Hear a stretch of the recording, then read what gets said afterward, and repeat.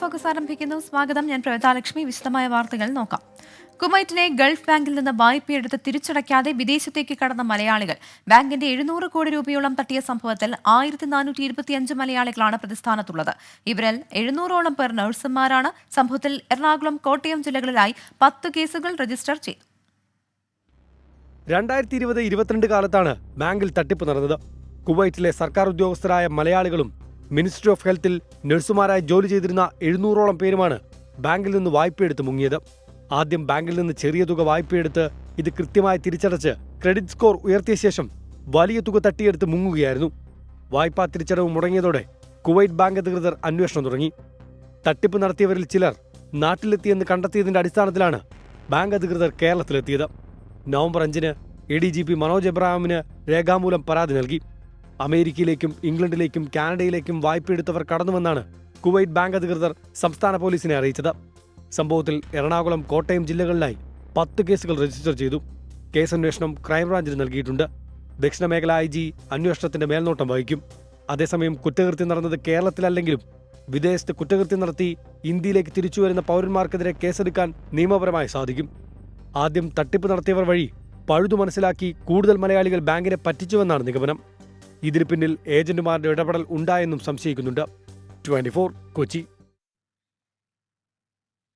ഓസ്ട്രേലിയയിൽ ജൂത ആരാധനാലയത്തിന് നേരെ ആക്രമണം. മെൽബണിലാണ് ആക്രമണമുണ്ടായത്. സ്വരാജ് സെബാസ്റ്റ്യൻ തയ്യാറാക്കിയ റിപ്പോർട്ട്.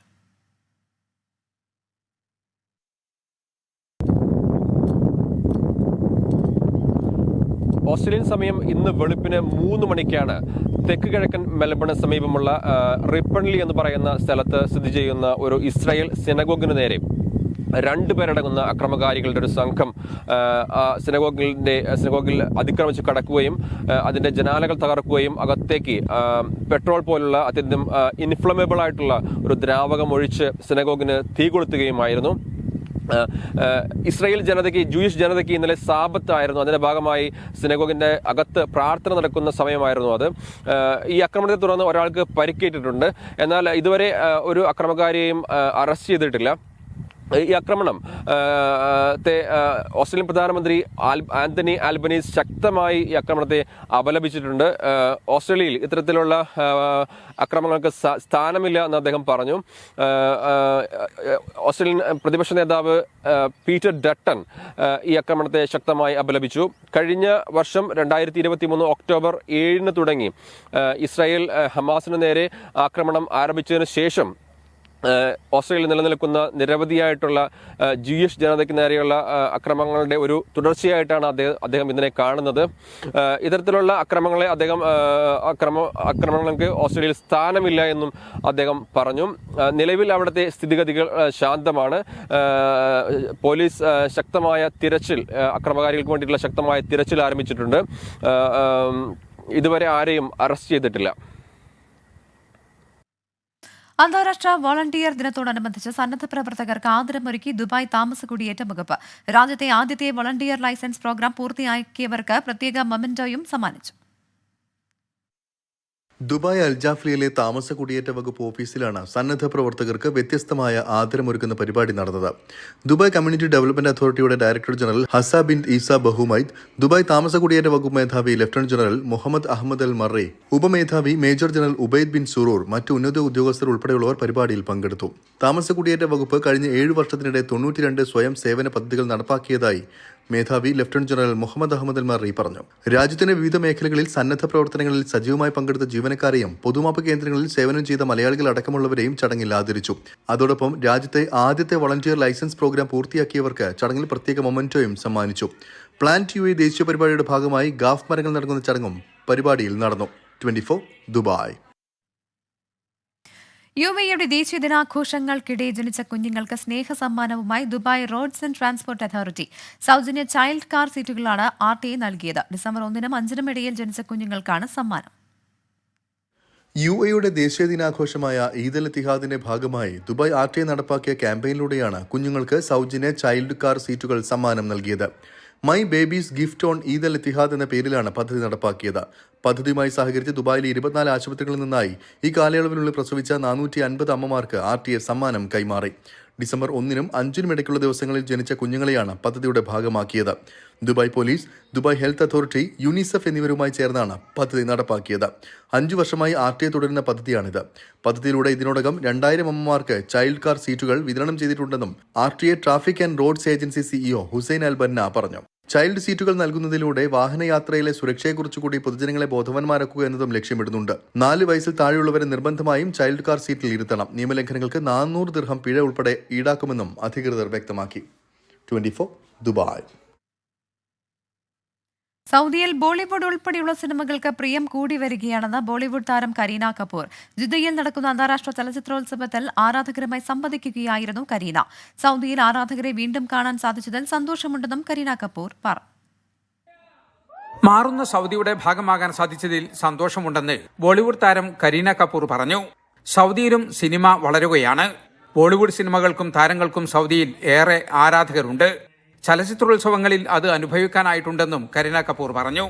ജിദ്ദയിൽ നടക്കുന്ന 4ാമത് റെഡ് സീ ഫിലിം ഫെസ്റ്റിവലിൽ ആരാധകരുമായി സംവദിക്കുകയായിരുന്നു താരം.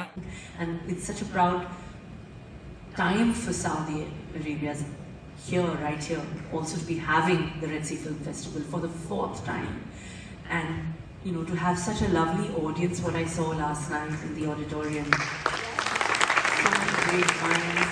ഫിലിം ഫെസ്റ്റിവലിന്റെ 2ാം ദിവസം സിനിമകളുടെ പ്രദർശനം ആരംഭിച്ചു. കഴിഞ്ഞ ദിവസം ഉദ്ഘാടനം ചെയ്ത കൾച്ചർ സ്ക്വയറിലാണ് പ്രദർശനങ്ങൾ നടക്കുന്നത്. മലയാളികൾ ഉൾപ്പെടെ നിരവധി ആരാധകർ മേളയ്ക്കെത്തുന്നുണ്ട്. ഇവിടെ സൗദി അറേബ്യയിൽ ആദ്യമായിട്ടാണ് വന്നിട്ട് ഇങ്ങനത്തെ ഒരു പരിപാടി മീറ്റ് ചെയ്യാൻ പറ്റുന്നത്. കരീന കപൂറിനെ നേരിട്ട് കണ്ടിട്ട്. ഇനിയിപ്പോൾ ഇന്നലെ അമീർ ഖാൻ മുതൽ ഇവിടെ നിറയെ ഫിലിം ആർട്ടിസ്റ്റുകളാണ് വന്നുകൊണ്ടിരിക്കുന്നത്. സൗദി അറേബ്യയിലെ ഇത്രയും അടിപൊളിയായ ഒരു പരിപാടി ഞാൻ കണ്ടിട്ടില്ല. മുൻ വർഷങ്ങളെക്കാൾ കൂടുതൽ സിനിമകളും താരങ്ങളും പ്രേക്ഷകരും ഇത്തവണ മേളയിലുണ്ട്. സന്തോഷ്, സൂപ്പർ ബോയ്സ് ഓഫ് മലഗൺ എന്നീ ഹിന്ദി സിനിമകളുടെ ആദ്യ പ്രദർശനം ഇന്ന് കഴിഞ്ഞു. ബോളിവുഡ് താരം രൺബീർ കപൂർ ഞായറാഴ്ച ആരാധകരുമായി സംവദിക്കും. ലോകത്തിന്റെ വിവിധ ഭാഗങ്ങളിൽ നിന്നും ആയിരക്കണക്കിന് ആളുകളാണ് റെഡ് സീ ഫിലിം ഫെസ്റ്റിവലിന്റെ ഭാഗമാകാനായി ജിദ്ദയിൽ എത്തിയിരിക്കുന്നത്. മുൻ വർഷങ്ങളെക്കാൾ തികച്ചും വ്യത്യസ്തമായ അനുഭവമാണ് ഇത്തവണ പ്രേക്ഷകർക്ക് ലഭിക്കുന്നത്. ജിദ്ദ റെഡ് സീ ഫിലിം ഫെസ്റ്റിവലിൽ നിന്നും ജലീൽ കണ്ണമംഗലം, 24.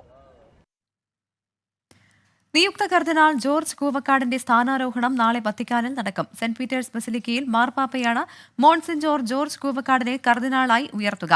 വൈദിക പദവിയിൽ നിന്ന് നേരിട്ടാണ് ജോർജ് കൂവക്കാട് കർദിനാൾ പദവിയിലേക്ക് എത്തുന്നത്. വത്തിക്കാനിൽ ഇതിനായുള്ള ഒരുക്കങ്ങളെല്ലാം പൂർത്തിയായി. വത്തിക്കാനിൽ നിന്ന് 24-നായി ഫാദർ പ്രിൻസ് തെക്കേപ്പുറം തയ്യാറാക്കിയ റിപ്പോർട്ടിലേക്ക്. ആഗോള കത്തോലിക്ക സഭയുടെ പരമാധ്യക്ഷനായ ഫ്രാൻസിസ് മാർപ്പാപ്പയുടെ ആസ്ഥാന ദേവാലയമായ സെയിന്റ് പീറ്റേഴ്സ് ബസിലിക്ക മനോഹരമായ ഒരു തിരുക്കർമ്മത്തിന് ഒരുങ്ങുകയാണ്. മാർപ്പാപ്പയുടെ കർദിനാൾ സംഘത്തിലേക്ക് പുതുതായി 21 കർദിനാൾമാർ കൂടി കൂട്ടിച്ചേർക്കപ്പെടുകയാണ്. 253 അംഗങ്ങളുള്ള കർദിനാൾ സംഘത്തിൽ ഒരു മലയാളി കൂടി ഉൾപ്പെടുന്നു എന്നുള്ളത് നമുക്ക് വലിയ സന്തോഷം നൽകുന്ന ഒരു കാര്യമാണ്. ചങ്ങനാശ്ശേരി അതിരൂപതാംഗമായ മാർ ജോർജ് കൂവക്കാട് കർദിനാൾ സംഘത്തിൽ പുതുതായി ഉൾച്ചേരുന്നത് ഇന്ത്യ വളരെ പ്രാധാന്യത്തോടെയാണ് കാണുന്നത് എന്നുള്ളതിന് തെളിവാണ് പ്രധാനമന്ത്രിയുടെ പ്രത്യേക പ്രതിനിധി സംഘം കേന്ദ്ര സഹമന്ത്രി ശ്രീ ജോർജ് കുര്യൻ്റെ നേതൃത്വത്തിൽ ഇവിടെ വത്തിക്കാനിൽ എത്തിച്ചേരുന്നത്. ശനിയാഴ്ച വൈകുന്നേരം ഇന്ത്യൻ സമയം രാത്രി 8:30-ക്കും വത്തിക്കാനിൽ വൈകുന്നേരം 4 മണിക്കുമാണ് തിരുക്കർമ്മങ്ങൾ നടക്കുന്നത്. 24 ന്യൂസിനു വേണ്ടി വത്തിക്കാനിൽ നിന്നും father Prince Thekkeppuram. Nehru trophy വള്ളംകളി എന്ന് കേൾക്കുമ്പോൾ ഓർമ്മ വരിക ആലപ്പുഴയിലെ പുന്നമടക്കായലൊക്കെയാകും. ഈ നെഹ്റു ട്രോഫി വള്ളംകളിയുടെ പേരും പെരുമയും കടൽ കടന്നാലും.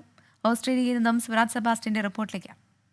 ഓളപ്പരപ്പിലെ ഒളിമ്പിക്സ് ആണ് ആലപ്പുഴയിലെ പുന്നമടക്കായലിൽ നടക്കുന്ന നെഹ്റു ട്രോഫി വള്ളംകളി. വള്ളംകളിയെ നെഞ്ചിലേറ്റുന്ന പ്രവാസി മലയാളികൾക്ക് നിറമുള്ള കാഴ്ചകൾ സമ്മാനിച്ചുകൊണ്ടാണ് ഓസ്ട്രേലിയയിലെ ആദ്യ നെഹ്റു ട്രോഫി വള്ളംകളിക്ക് സമാപനമാകുന്നത്.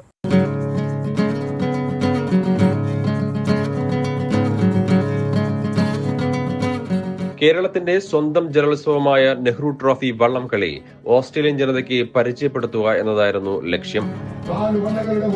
നെഹ്റു ട്രോഫി വള്ളംകളി എന്ന് പേരിട്ടപ്പോൾ തന്നെ പലരും ചോദിച്ചു, ഓസ്ട്രേലിയൻസ് ചോദിച്ചത് എന്തുകൊണ്ടാണ് ഈ നെഹ്റു ട്രോഫി. അപ്പോൾ നമുക്ക് നമ്മുടെ കേരളത്തിൻ്റെ തനതായ 70 വർഷം പാരമ്പര്യമുള്ള നെഹ്റു ട്രോഫി വള്ളംകളിയെക്കുറിച്ച് അവർക്ക് പറഞ്ഞു കൊടുക്കുവാനും അതിൻ്റെ വീഡിയോസ് കാണിക്കുവാനും ഒക്കെ സാധിച്ചു.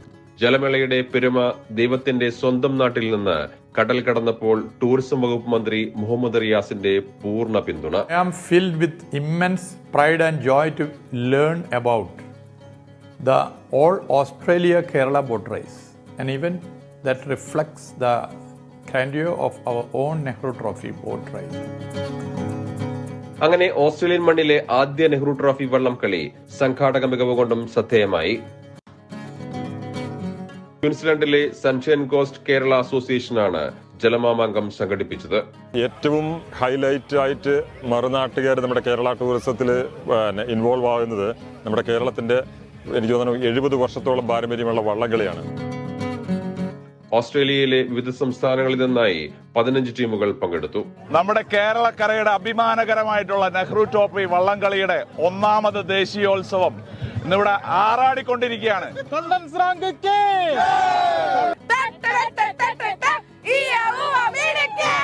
KBC from Melbourne. പുരുഷ വിഭാഗത്തിൽ സിഡ്നിയിലെ മിന്നൽ റേസിംഗ് ടീം ജേതാക്കളായി. സിഡ്നിയിലെ തന്നെ ടീം കണ്ണൻ സ്രാങ്ക 2ാം സ്ഥാനം നേടിയപ്പോൾ ഗോൾഡ് കോസ്റ്റിലെ തമ്പുരാൻ ചുണ്ടൻ പൊന്നമട ക്ലബ്ബ് 3ാം സ്ഥാനക്കാരായി. വനിതാ വിഭാഗത്തിൽ സൺഷൈൻ കോസ്റ്റ് ആർച്ചാസ് ആണ് കിരീടം ചൂടിയത്. റോയൽ ചുണ്ടൻ ബ്രിസ്ബെയിൻ 2ാം സ്ഥാനവും ഹാർവി ബേയിലെ ടീം മിഡുക്കീസ് 3ാം സ്ഥാനവും കരസ്ഥമാക്കി.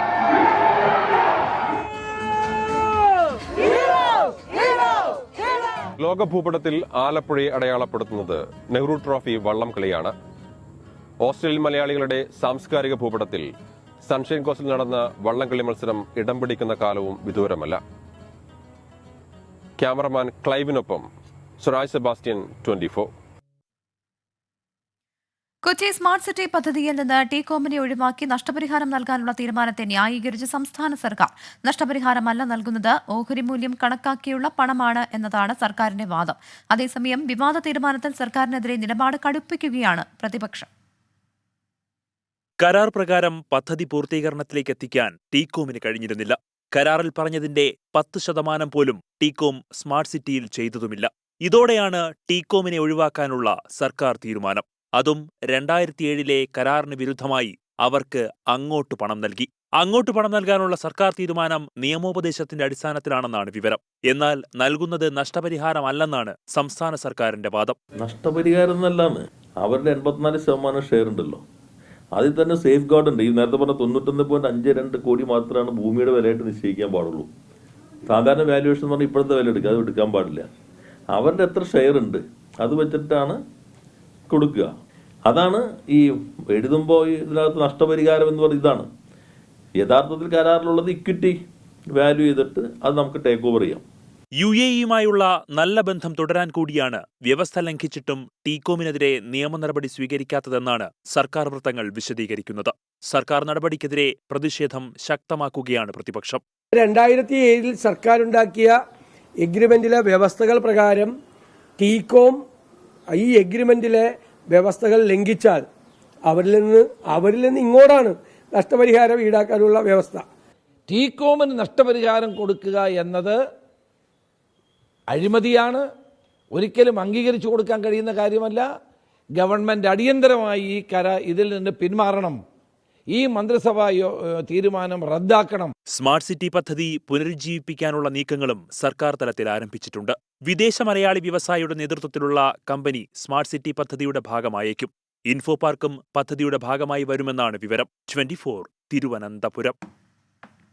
വൈദ്യുതി നിരക്ക് കൂട്ടി KSEBയുടെ ഇരുട്ടടി.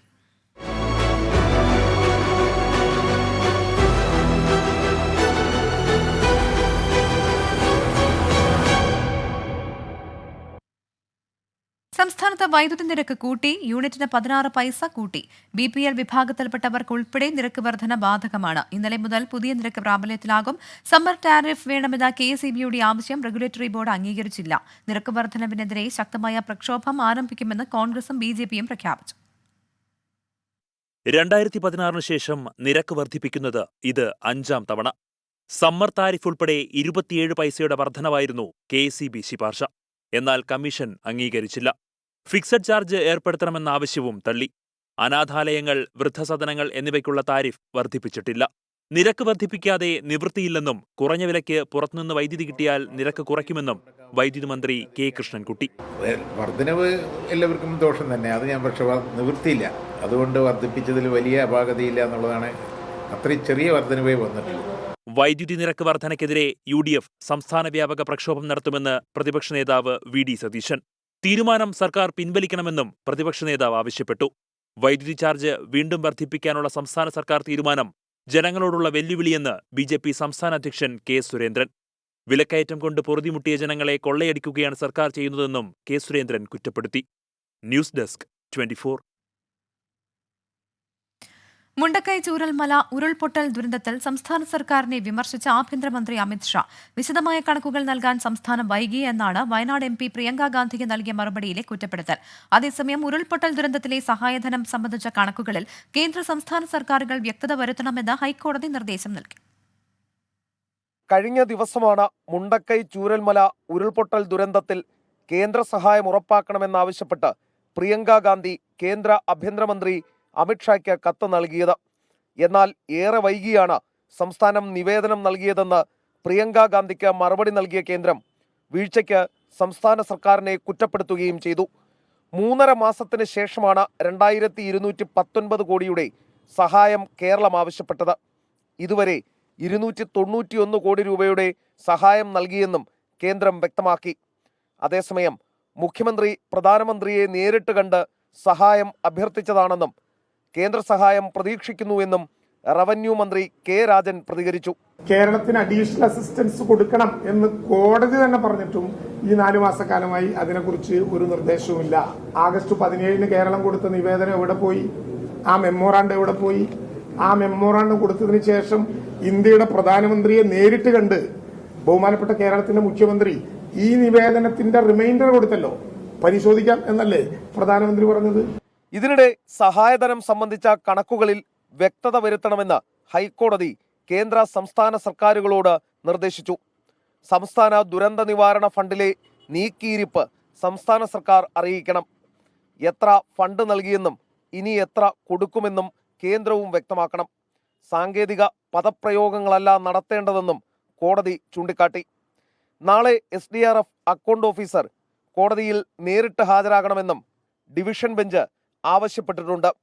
എസ് ശ്രീകാന്ത്, 24, കൊച്ചി. പള്ളിത്തർക്കത്തിൽ ഓർത്തഡോക്സ് സഭ സമവായത്തിലേക്കെന്ന് സൂചന. കാതോലിക്ക ബാവയുടെ സമാധാന ആഹ്വാനത്തെ പിന്തുണച്ച് ഓർത്തഡോക്സ് മെത്രാപ്പൊലീത്തമാരും സഭാ വർക്കിംഗ് കമ്മിറ്റിയും രംഗത്തെത്തി.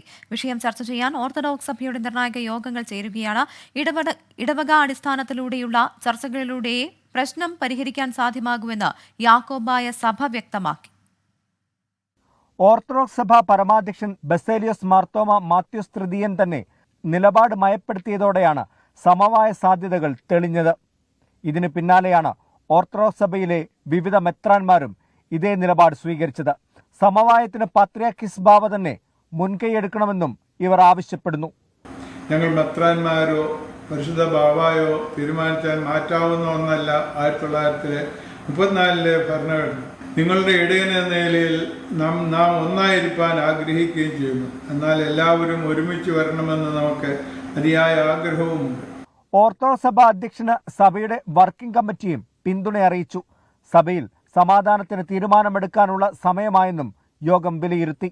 എന്നാൽ യാക്കോബായ വിഭാഗം വിഷയത്തിൽ കാര്യമായ പ്രതികരണം നടത്തിയിട്ടില്ല.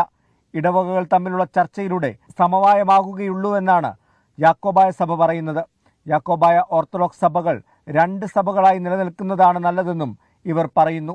ഈ ഐക്യം എന്നതുകൊണ്ട് ഒരു ലയനമാണ് ഉദ്ദേശിക്കുന്നതെങ്കിൽ അവിടെ ആണ് നമ്മൾ ശ്രദ്ധയോടെ മുന്നോട്ട് പോകേണ്ടത്. ലയനമല്ല, മറിച്ച് 2 സഹോദരീ സഭകളായി പരസ്പരം അംഗീകരിച്ച് സഹകരണത്തിലും സഹവർത്തിത്വത്തിലും മുന്നോട്ട് പോവുക എന്നുള്ളതാണ് ശാശ്വത പരിഹാരം. പാത്രിയാർക്കീസ് ബാവ നാളെ കേരളത്തിലെത്തുന്നുണ്ട്. അതുകൊണ്ട് തന്നെ ഓർത്തഡോക്സ് വിഭാഗത്തിന്റെ നിലപാട് മാറ്റം യാക്കോബായ വിഭാഗം ചർച്ച ചെയ്തേക്കും. 1934 ഭരണഘടന അംഗീകരിച്ചുകൊണ്ടുള്ള സമവായത്തിനാണ് ഓർത്തഡോക്സ് സഭ ശ്രമിക്കുന്നത്. എന്നാൽ ഇതിന് യാക്കോബായ വിഭാഗം തയ്യാറാകുമോ എന്നാണ് അറിയേണ്ടത്. Toby Johnson, 24, Kottayam. 24 super impact. Nursing merit seat അട്ടിമറിയിൽ കടുത്ത നടപടിയുമായി ആരോഗ്യവകുപ്പ്.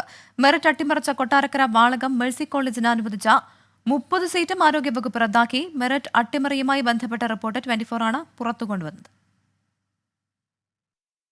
വാളകം മേഴ്സി കോളേജിന് നഴ്സിംഗ് കൗൺസിൽ സീറ്റ് അനുവദിക്കാൻ നടത്തിയ ക്രമവിരുദ്ധമായ ഇടപെടലുകൾ ഒടുവിൽ സർക്കാർ തിരുത്തി. നവംബർ 27-ന് മേഴ്സിക്ക് 30 സീറ്റ് അനുവദിക്കുകയും മെറിറ്റ് അട്ടിമറിച്ച് മുഴുവൻ സീറ്റിലും മാനേജ്മെന്റ് 30-ന് തന്നെ അഡ്മിഷൻ നടത്തുകയും ചെയ്തു. മെറിറ്റിലെ 15 വിദ്യാർത്ഥികൾക്ക് ലഭിക്കേണ്ട അവസരം അങ്ങനെ മാനേജ്മെന്റ് തട്ടിയെടുത്തു. എന്നാൽ ക്രമവിരുദ്ധ ഇടപെടലുകൾ അക്കമിട്ട് 24 നിരത്തി. ഒടുവിൽ മേഴ്സി കോളേജിന് നഴ്സിംഗ് കൗൺസിൽ അനുവദിച്ച 30 സീറ്റും സർക്കാർ റദ്ദാക്കി. ആരോഗ്യവകുപ്പ് അഡീഷണൽ ചീഫ് സെക്രട്ടറിയുടേതാണ് തീരുമാനം. മുഴുവൻ സീറ്റിലും മാനേജ്മെന്റ് അഡ്മിഷൻ നടത്തിയത് ഈ ഉത്തരവോടെ അസാധുവായി. നഴ്സിംഗ് കൗൺസിൽ പരിശോധനാ സമയം രോഗികളായി പുവർ ഹോമിലെ അന്തേവാസികളെ ഉപയോഗിച്ചു എന്ന കണ്ടെത്തലിൽ മേഴ്സി കോളേജിനെതിരായ അന്വേഷണത്തിന് ഹൈക്കോടതി 2023-ൽ ഉത്തരവിട്ടിരുന്നു. ഇതിൽ സാമൂഹ്യനീതി വകുപ്പ് അന്വേഷണം തീരുമാനിച്ചു. എന്നാൽ ഈ അന്വേഷണം ഇതുവരെ പൂർത്തിയായിട്ടില്ല. അതിനാൽ 30 സീറ്റ് അനുവദിക്കാൻ കഴിയില്ല എന്നാണ് ആരോഗ്യവകുപ്പിന്റെ ഉത്തരവ്. അനുവദിച്ചാലും 30 സീറ്റിൽ 15-ൽ മെറിറ്റിൽ അഡ്മിഷൻ നടത്തണമെന്നാണ് നിയമമെന്നും ആരോഗ്യവകുപ്പ് മെഡിക്കൽ വിദ്യാഭ്യാസ വകുപ്പിന് അയച്ച കത്തിൽ ഓർമ്മിപ്പിക്കുന്നു. 30 സീറ്റ് റദ്ദാക്കിയതുകൊണ്ട് മാത്രം ആരോഗ്യവകുപ്പിന് കൈകഴുകാനാകില്ല. ഇനിയും അന്വേഷണം നടക്കേണ്ടതുണ്ട്. ഏതെങ്കിലും രീതിയിലുള്ള ക്രമവിരുദ്ധ ഇടപെടൽ ഉണ്ടായിട്ടുണ്ടെങ്കിൽ അത് തടയേണ്ടതുണ്ട്. ഒപ്പം അയ്യപ്പ കോളേജിൽ എന്താണ് സംഭവിച്ചതെന്നും ആരോഗ്യവകുപ്പ് മറുപടി പറയേണ്ടി വരും. ഉമേഷ് ബാലകൃഷ്ണൻ, 24, തിരുവനന്തപുരം. തിരുവനന്തപുരം കിഴക്കേക്കോട്ടയിൽ ബസ്സുകൾക്കിടയിൽപ്പെട്ട് ബാങ്ക് ജീവനക്കാരന് ദാരുണാന്ത്യം. കേരള ബാങ്ക് സീനിയർ മാനേജറായ ഉല്ലാസ് മുഹമ്മദ് എന്ന 52-കാരനാണ് മരിച്ചത്. അപകടത്തെക്കുറിച്ച് അന്വേഷിച്ച് റിപ്പോർട്ട് നൽകാൻ ഗതാഗത മന്ത്രി KB ഗണേഷ് കുമാർ ഉത്തരവിട്ടു. ഉച്ചയ്ക്ക് 1:45-ന് കിഴക്കേക്കോട്ടയിൽ നടന്ന അപകടത്തിന്റെ ചിത്രമാണിത്. സീബ്ര ലൈനിലൂടെ റോഡ് മുറിച്ചു കടക്കാൻ ശ്രമിച്ച ഉല്ലാസ് മുഹമ്മദ് ബസ്സുകൾക്കിടയിൽ ഞെരിഞ്ഞമർന്നു. സിഗ്നൽ മാറിയ ഉടൻ KSRTC ബസ്സും കുറുകെ നിന്ന സ്വകാര്യ ബസ്സും ഒരുമിച്ച് അശ്രദ്ധമായി മുന്നോട്ടെടുത്തതാണ് അപകട കാരണം.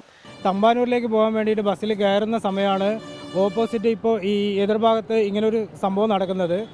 ആളുകളുടെ ബഹളം കണ്ട് ഞങ്ങൾ ബസ്സിൽ നിന്ന് നോക്കുന്ന സമയത്ത് ആളുകൾ ഈ KSRTC ബസ്സിൽ ഡ്രൈവറോട് പറയുന്നുണ്ട്, പുറകിലേക്ക് എടുക്കാൻ പറയുന്നുണ്ട്.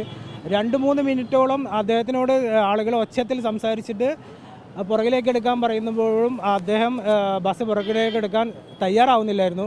പിന്നെ ആരോ ഒരാൾ ബസ് ഡോർ തുറന്നിട്ട് അദ്ദേഹത്തിനോട് ഷൗട്ട് ചെയ്ത സമയത്താണ് ഈ ബസ് പുറകിലേക്ക് എടുക്കാൻ അദ്ദേഹം തയ്യാറായത്.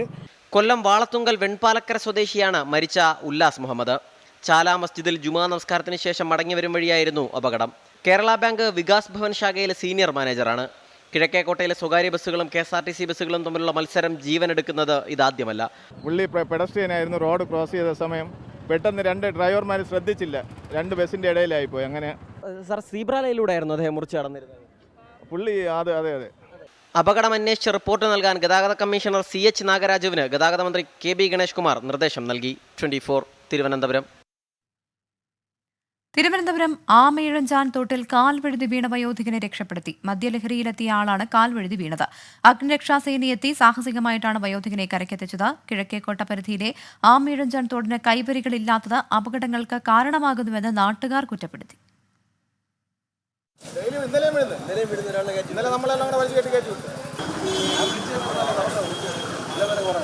പഴവങ്ങാടി ഗണപതി ക്ഷേത്രത്തിന് മുൻവശത്തുള്ള ആമയിഴഞ്ചാൻ തോട്ടിലാണ് വയോധികൻ 4 മണിയോടെ കാൽ വഴുതി വീണത്. മദ്യലഹരിയിലായിരുന്ന വയോധികൻ തോടിന്റെ കൈവരിയിലിരിക്കവേ താഴേക്ക് വീഴുകയായിരുന്നു. സംഭവം ശ്രദ്ധയിൽപ്പെട്ട തൊട്ടടുത്തുള്ള വ്യാപാരികളാണ് വിവരം ചെങ്കൽച്ചൂള ഫയർഫോഴ്സിനെ അറിയിച്ചത്. ഫയർഫോഴ്സ് എത്തി മറുവശത്തുകൂടി വയോധികനെ കരക്കെത്തിച്ചു.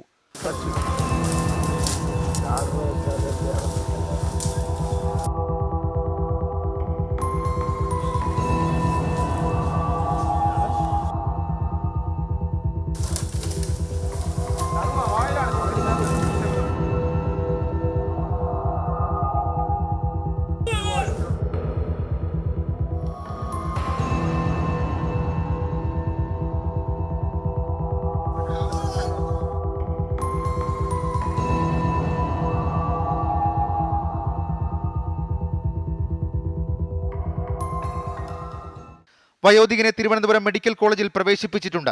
കാര്യമായ ആരോഗ്യ പ്രശ്നങ്ങളില്ല. അതേസമയം നഗരത്തിലെ പ്രധാന ഭാഗമായിട്ടും തോടിന്റെ കൈവരികൾ പുനഃസ്ഥാപിക്കാത്തതിൽ പ്രതിഷേധം ശക്തമാണ്. ഇന്നലെ ഒരാൾ ഇവിടുന്ന് ഭിത്തി ഇല്ലാത്തതാണ് കുഴപ്പം. ഇവിടെ ഇരുന്ന ഭിത്തിയൊക്കെ വിളക്കിയെടുത്ത് മറ്റേ ആക്രിക്കാർ കൊണ്ടുപോയി. ഓട് ക്ലീൻ ചെയ്യാൻ വേണ്ടി ഇവിടെ വന്നവർ ഇതെല്ലാം കൂടെ അവർ കൊണ്ടുപോയി. പക്ഷേ അത് ഉണ്ടായിരുന്ന ഇവിടെ ഇരുന്ന് അങ്ങോട്ട് വിഴുവില്ലായിരുന്നു. ഇത് മൊത്തം ഇവിടെ അറ്റം വരെ ഉണ്ടായിരുന്നതാണ്. കംപ്ലീറ്റ് പൊളിച്ചു മാറ്റി. പിന്നെ അവിടെ നിന്ന് മദ്യപിച്ചിട്ട് ഇവിടെ വന്നിരുന്ന് നേരെ മലതങ്ങ് വീഴുന്ന അവിടെ തന്നെ കിടക്കും. സ്ഥിരം കാഴ്ചയാണ്. മാസങ്ങൾക്ക് മുൻപ് ശുചീകരണ തൊഴിലാളി ജോയി അപകടത്തിൽപ്പെട്ട് മൃതദേഹം ഒഴുകി വന്നത് ഈ ഭാഗത്തുകൂടിയായിരുന്നു. 24, തിരുവനന്തപുരം. ഓസ്ട്രേലിയയിൽ മലയാളികൾക്ക് അഭിമാന നിമിഷം. മലയാളിയായ ഷിബു ജോൺ മാനേജിംഗ് ഡയറക്ടറായ cyber computer recycling and disposal കമ്പനിക്ക് ഓസ്ട്രേലിയൻ സർക്കാരിന്റെ സാമ്പത്തിക സഹായം. സർക്കാരിന്റെ ഇൻഫ്രാസ്ട്രക്ചർ ഗ്രാന്റ് പ്രോഗ്രാമിന്റെ ഭാഗമായാണ് തുക നൽകിയത്. ഈ മാലിന്യ പുനരുപയോഗത്തിനായി ലാഭേച്ഛയില്ലാതെ പ്രവർത്തിക്കുന്ന കമ്പനികൾക്കാണ് സഹായം ലഭിക്കുന്നത്. 2014 മുതൽ പ്രവർത്തിക്കുന്ന കമ്പനിക്ക് പെർത്ത്, അഡ്ലെയ്ഡ്, ഡാർവിൻ എന്നിവിടങ്ങളിൽ ഓഫീസുണ്ട്. 100% ഡേറ്റ സാനിറ്റൈസേഷൻ ഉറപ്പു നൽകുന്ന കമ്പനി ഏറ്റവും പുതിയ അത്യാധുനിക ഉപകരണങ്ങളും സോഫ്റ്റ്വെയറുകളുമാണ് ഉപയോഗിക്കുന്നത്.